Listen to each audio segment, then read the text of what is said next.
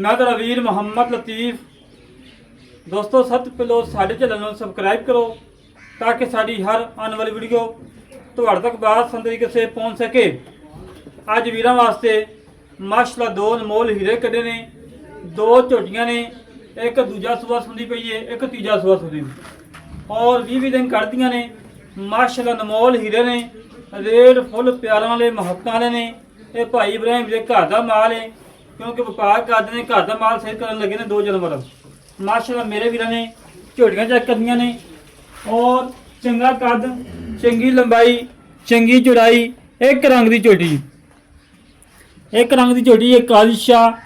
और मेरे वीरां ने माशाल्लाह थान चेक करने ने, लाजवाब थान लगा है, बड़ा प्यारा तो बड़ा खूबसूरत लगा है। और काली शाह अखे, चूरकुंडा सिंह, मत्था काला, टोटल झोटी काली है माशाल्लाह। मेरे वीरां ने थान चेक करने ने माशाल्लाह, लाटूआ थान लगा है, बड़ा लाजवाब बड़ा प्यारा लगा है। और मेरे वीरां ने माशाल्लाह चेक करना है कि लाए पैगी करम वाली 20 दिन लै जाए, 25 दिन लै जाए। हड्डी एक पुट्ठा चंगा चौड़ा, खुडा चंगा चौड़ा, कंड बिल्कुल तीर सीधी माशाल्लाह। अल्लाह के हुक्म जो वीर सामभेगा 20 तो 25 दिन सामभ लवे, इंशाल्लाह खुली रोजी मिलेगी उन्हें चों। और मेरे वीरां ने तसलियां कर लैनियां ने, कंड बिल्कुल तीर सीधी, कमा नहीं है और बंदे सेजी का कर दे। और मेरे वीरां ने तसलियां कर लैनियां ने। तसलियां कराना सारा काम है, जानवर देखना मेरे वीरां का काम है। वीरां ने खातर सफर करके मेहनत करके कोशिश करके अच्छे जानवर कढ़ी देने। बाकी मेरे वीरां चेक करना कि बहाना माशाल्लाह पैगी करम वाली 20 दिन लै जाए, 25 दिन लै जाए, और मालक ने पूछांगे। बाकी मेरे वीरां ने झोटी का पूरा व्यू ले लेना, तसली कर लेनी है। और तसलियां कराना साड़ा काम है, जानवर देखना मेरे वीरां का काम है माशाल्लाह जी। लाजवाब हीरे ने दोवें। कल माशाल्लाह लगी थी भाई इब्राहिम की वीडियो, कल माशाल्लाह 3 जानवर लाए सी, 2 जानवर सेल हो गए, तीसरी मज की गलबात चलती पई है। और गाय माशाल्लाह भाई कैप्टन साहब ने गाय लई है, जी मज 2-3 महीने सुई वो मंडी भाव दिन जानी है। बाकी मेरे वीरां ने तसलियां कर लैनियां ने।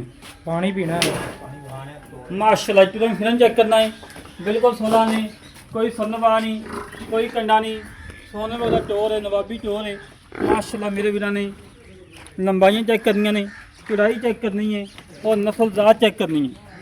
नस्ल जल्ला देखना कोई फ़र्क नहीं होगा माशाल्लाह। अल्लाह पाक नजर बात बचावे, बंदे दे सिर जड़ी ला जावे, अल्लाह पाक उन्हें मुकदरा नहीं करे।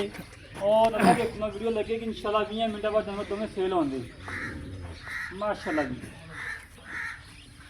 तसलियां कर लै मेरे वीर, तसलियां कराना साड़ा काम है, जानवर देखना मेरे वीरों का काम है।